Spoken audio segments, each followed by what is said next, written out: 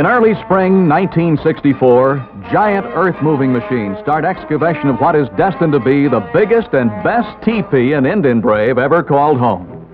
The site is a 62-acre reservation 1 mile southeast of Georgia's gold-plated Capitol Dome in Atlanta.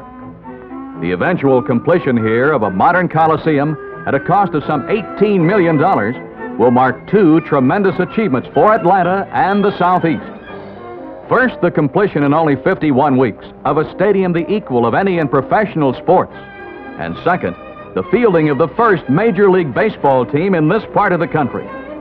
The acquisition of the National League Braves to play in Atlanta is a real baseball story, as exciting as any you'll find.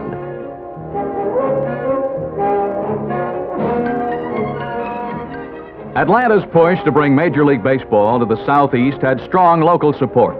A team of the city's leaders, with Mayor Ivan Allen in the leadoff position, and backed up by banker Mills Lane and businessman Arthur Montgomery, had started scouting for a team in 1963. Several teams were considered. Rumored negotiations gave rise to speculation about which team it would be. But when the smoke cleared, it was the Braves.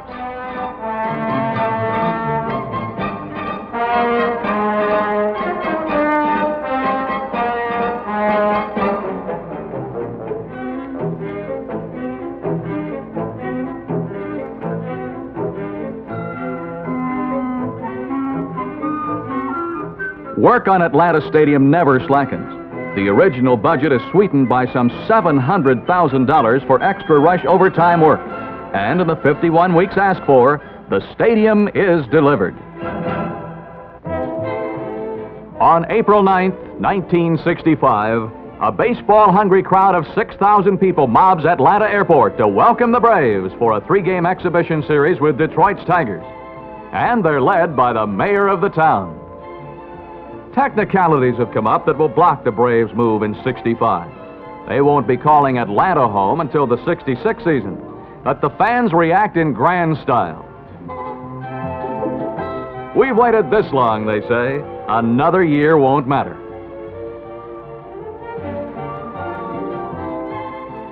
The reception is tremendous. It feels like World Series time.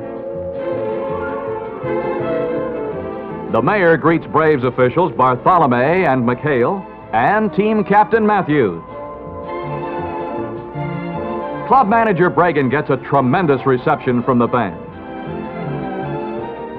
And Hank Aaron receives the key to the city on behalf of the team. The band, the fans, the team, and the speeches.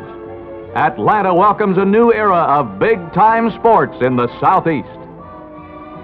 The 10-minute motorcade into the city makes a point. Atlanta's Braves will be a regional home team. Atlanta Stadium is just minutes from her jet air terminal. And being a scant 200 yards from the largest interchange of interstate highways in the region, makes home games within easy reach of fans in 4 states.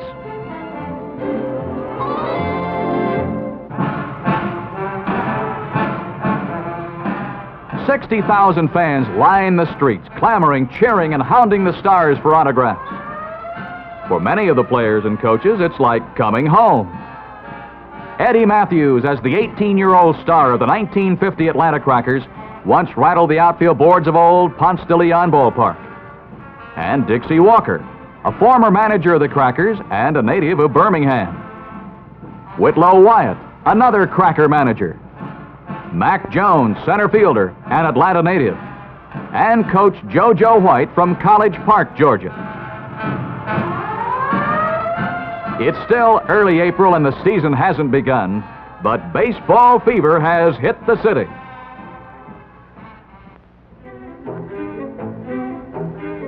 Even though the business affairs of downtown Atlanta have come to an abrupt halt with the Braves' arrival, work on the field and in the stands at Atlanta Stadium doesn't slacken.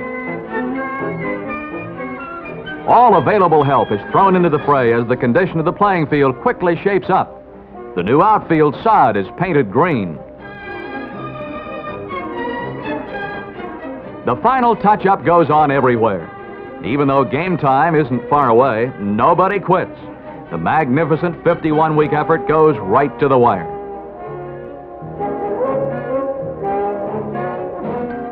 It's obvious the stadium won't have its final polish for this first Braves game, but it shows what's ahead. The new look in baseball, the big park, and the fast game.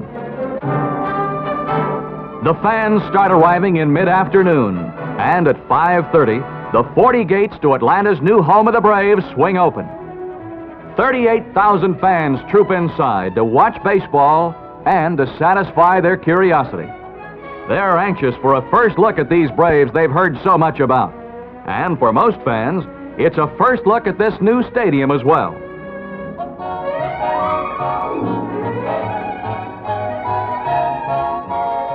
The first pitcher to take the mound in Atlanta's new ballpark is a fellow named Carl Sanders, left-handed and wild as a hare. The batter is Ivan Allen, who finds one he can reach and drills it into right field. Sanders, in the offseason, is governor of Georgia. Allen is Atlanta's mayor. The Braves board chairman Bartholomew makes a brief appearance, followed by a presentation of the Braves by sportscaster Mel Allen. Individually and as a team, the Braves receive a real hometown welcome. That is a real fan. He's one of over 100,000 to witness this three-game weekend series between the Braves and Detroit. They come by bus, by car, by cab, and by foot to help initiate the team and the stadium. And what a stadium! Every seat with a clear view of the entire field. No poles, no pillars, just fun. This arena was built with every thought devoted to the comfort of the fan. The several seating levels are connected by access ramps that enable him to get to his seat in just minutes after parking his car. And the 31 concession stands make sure he's well fed while he's there. Not only can the fan relax in his own individual seat in complete comfort, he can bring 50,000 or so friends with him to see the Braves. And with these Braves, Atlanta and the Southeast will get an inside look at the greatness of Major League Baseball, with the possible added bonus of hosting a World Series in October. The club manager and his coaches are openly optimistic. Here's manager Bobby Bragan, aggressive and with a lot of spirit on the field. Ken Silvestri, Braves bullpen and catching coach. JoJo White, third base coach, a native of Atlanta. Whitlow Wyatt, pitching coach and former Cracker manager from Buchanan, Georgia. Dick C. Walker, batting coach, manager of the 1950 championship Crackers. These six men set a new Major League record last year, as each one hit over 20 home runs during the season, a total of 166. That's a lot of muscle. Matthews and Aaron set another record, most home runs as career teammates. Mac Jones, 31 home runs. Joe Torre, catcher and quarterback of the Brave squad, hit 27. Felipe Alou, outfielder, 23 homers. Gene Oliver, catcher and first base, 21. Hammer and Hank Aaron, one of that record-setting sextet, is called a superb fielder, a good runner, and one of the most and third baseman for the Braves is the oldest man in the starting lineup at 34, and a longtime favorite of Atlanta fans. Matthews was a popular hero when he hit 32 home runs with Dixie Walker's Crackers when they won the pennant in 1950. He was 18 years old, and Atlanta fans have followed his career ever since. Elected to serve as captain of the Brave squad by his fellow players, Matthews had a part in setting or tying 8 different records during the 65 season.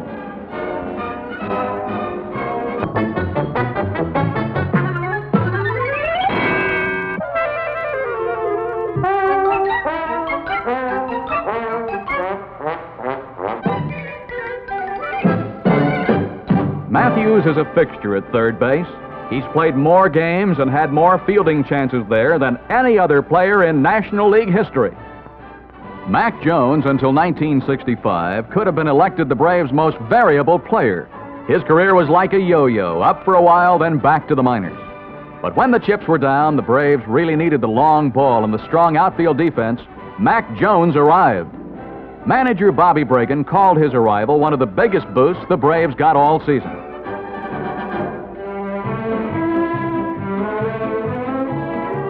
Jones has become a genuine favorite with the fans in center field.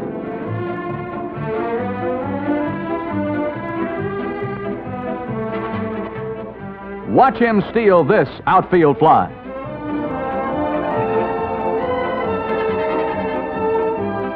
Joe Torre, at age 25, is on his way to becoming one of baseball's all-time greats. He hit 27 home runs during the '65 season with a solid .291 average. Like many of the young Braves, Torre is a dangerous man at bat with a good eye and easily capable of the long ball. New York's amazing Mets offered Braves management an astounding $500,000 to part with the big man. Joe Torre's regular spot in the field is catching, but because of a hole at first last season, he spent a good bit of his defensive time there. The Braves' acquisition of first sacker Lee Thomas late in the '65 trading period, however, will move Torre back to his backstop position in '66. Another of the bustling Braves to hit over 20 home runs in '65 was first baseman outfielder Felipe Alou with 23. The former medical school student from Santo Domingo is a strong hitter and displays tremendous speed in the field and on the base paths. Alou should be a key factor in what manager Bragan describes as a faster brand of baseball in the upcoming season. Bunt, hit and run, and squeeze the life out of the opposition. Alou's late-season injury severely handicapped the Braves as they scrambled for position in the pennant race last year. Here's Gene Oliver, the sixth of the Braves batsmen to hit over 20 home runs. He hit number 19 against Sandy Koufax of the Dodgers and number 20 off Juan Marichal of the Giants. He doesn't pick on easy ones.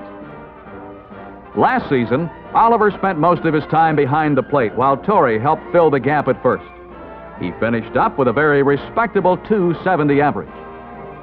For a big man, he's surprisingly fast and sure on his feet. Oliver is a former fullback for Northwestern University.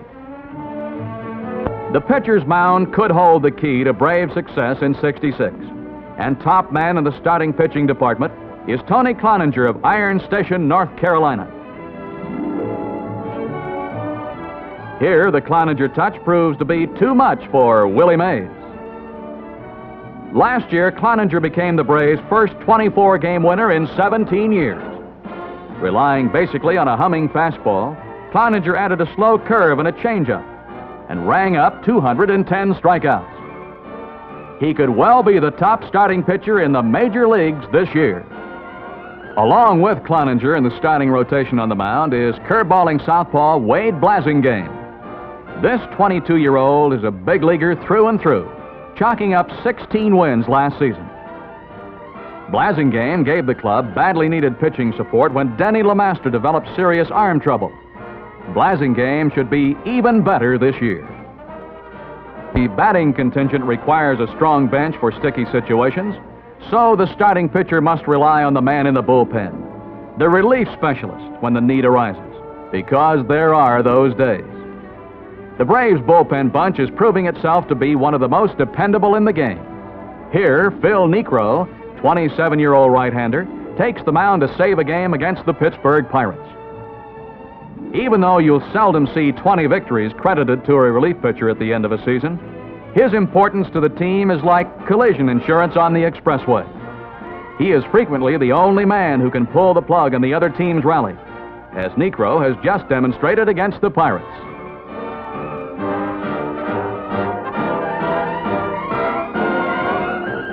Another sparkling reliever, Billy Odell, came on in late innings in 62 games last year. Odell compiled the best earned run average on the team.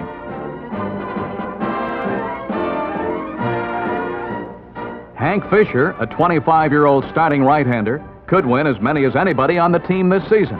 And Clay Carroll, at 24, has already made his debut in Atlanta Stadium, appearing in a starting role during the Braves-Tigers exhibitions during early '65.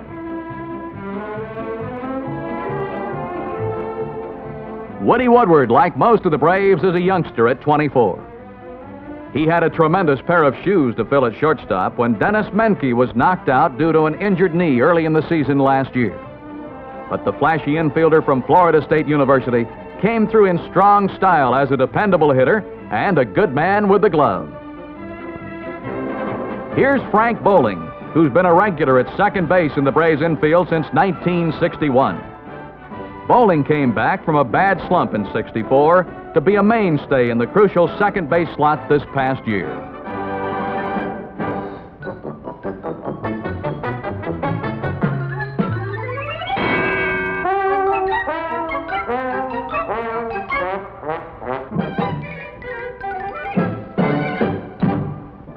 Rico Carty's '65 season, his sophomore year in the big leagues, was a study in frustration.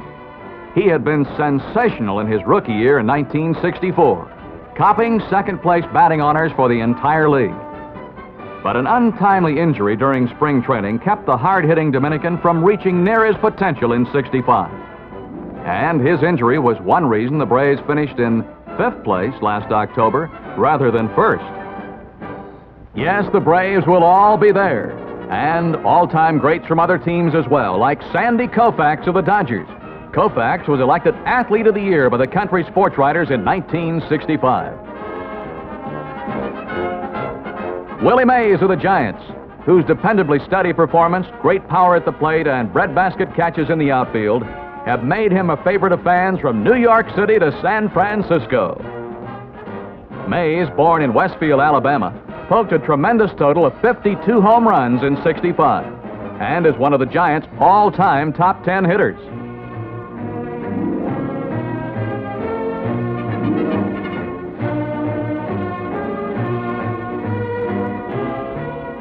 Also from the Giants, considered by the players as one of the best right-handers in the big leagues, Juan Marichal.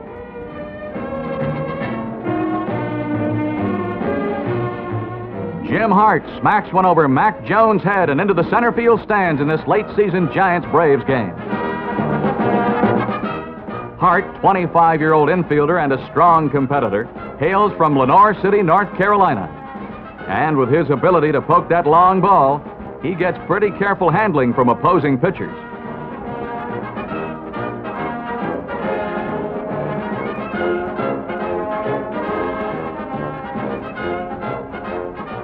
This is the Giants' Bob Shaw, a veteran of quite a few major league campaigns.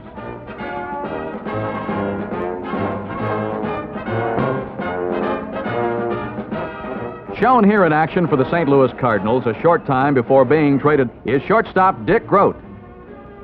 The one-time batting champ for the National League tries to beat one out against the Cincinnati infield here, but not quite. Here is Mike Shannon of the Cardinal outfield. Shannon is a former Cracker, as are three of his teammates, Buchek, Gagliano, and McCarver. This is Curt Flood, smallest man in the Cards outfield, but big as any man when he stands at the plate. Flood streaks to second here on the hit and run against Cincinnati and moves along to third as a bonus because of defensive interference. Roberto Clemente of the Pirates and league batting champ singles against the Braves. Followed by teammate Bill Mazeroski, Pirates second baseman. Chicago's Ernie Banks, veteran infielder for the Cubs. And young outfield star Billy Williams, who pulls one into the stands against the Giants here, are a couple of the stars who will be representing the Windy City against Atlanta's Braves this year. Williams is another Alabaman, hailing from Mobile. Joe Morgan, hustling second sacker for the fledgling Houston Astros, is another of the National League's youngsters with tremendous talent. This is Sammy Ellis, young but impressive right-handed delivery man for the Cincinnati Reds. And Joey J., husky right-handed starting pitcher who is one of the Reds' mainstays on the mound. Here's scrappy infielder Pete Rose, fifth leading hitter in the league with a smart .315 average and a fine glove man, too. Joe Nuxall, 37-year-old veteran and a southpaw, is one of the most experienced men in the Reds' pitching corps. Here's Cincinnati's Darren Johnson, who led the league in RBIs in '65. always a dangerous man at the plate, slams one out of the park. This Memphis, Tennessee native is also one of the league's best defensive men in his position in the outfield.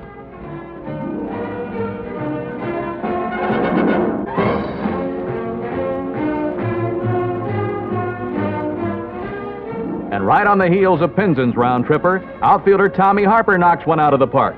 Harper is from Louisiana. No commentary on the National League or on baseball generally would be complete without a look at Yogi Berra and New York's amazing Mets. One of the two newest teams in the league, the Mets haven't exactly overwhelmed anybody, but you never can tell. With Berra keeping up his steady stream of chatter, here he practices on Gene Oliver. With the younger Mets getting more experience and stability, and with a little more here and a little more there, all this and a little bit of luck, the Mets could do it again.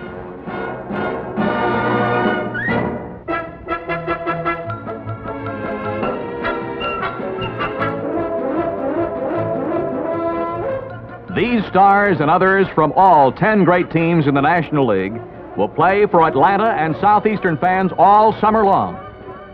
And it promises to be a terrific summer for baseball and its fans.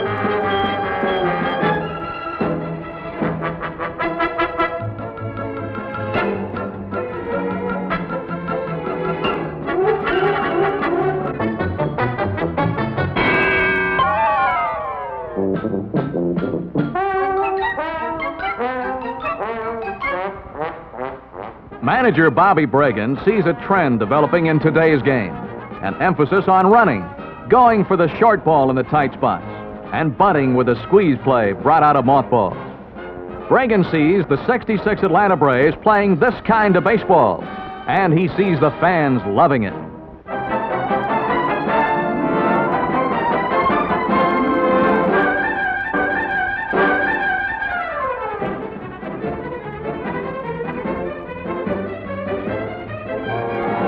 These Braves are young, many still in their early 20s, but still the experience-bred moxie of veterans.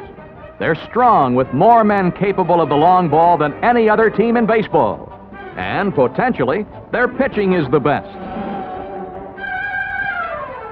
According to the experts, it could be any one of 6 teams in the National League this year. The Braves, maybe, or the Dodgers again, or the Giants, Cardinals, Reds, or Pirates. And it could be all 6 of them right down to the wire.